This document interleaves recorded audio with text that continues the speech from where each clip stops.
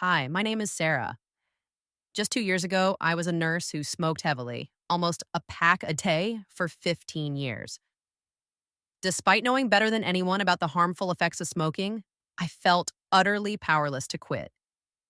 Every long, stressful shift at the hospital ended the same way, with me standing outside, lighting up yet another cigarette, feeling ashamed, exhausted, and deeply frustrated.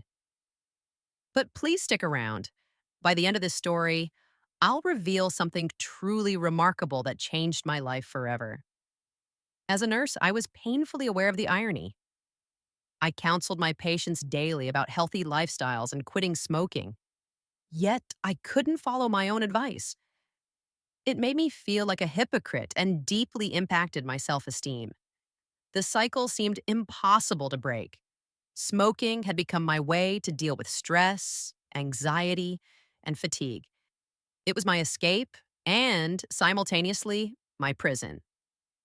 One day at work, I experienced something that completely shook me. I was caring for a patient who had smoked for most of her life and was now battling severe respiratory issues. Watching her struggle to breathe deeply affected me. That moment, I saw a clear picture of my future, and it terrified me. It became my turning point. Determined, I made the firm decision to quit smoking for good. However, I knew it wasn't going to be easy. The initial days and weeks were extremely challenging. The nicotine cravings and withdrawal symptoms were intense. Anxiety levels soared and my mood fluctuated constantly. I realized quickly that simply quitting smoking wouldn't be enough. I needed a new, healthier way to handle stress. That's when I discovered running. At first, it was incredibly difficult. On my first attempt, I barely managed to jog for 1 minute without feeling breathless and overwhelmed. But despite the initial struggle, something clicked inside me. I decided running would become my new coping mechanism, replacing cigarettes altogether. I established three critical habits that became the cornerstone of my transformation. First, I committed myself to daily running, no exceptions. Regardless of how tired or busy I was, I never missed a run. Even if it meant a quick jog around the block, consistency was key. Each day became slightly easier, my breathing slowly improving minute by minute. Second, I set clear, incremental goals. Initially, my goal was simple: to jog continuously for 5 minutes. Once achieved, I aimed for 10, then 20, gradually increasing the time and distance.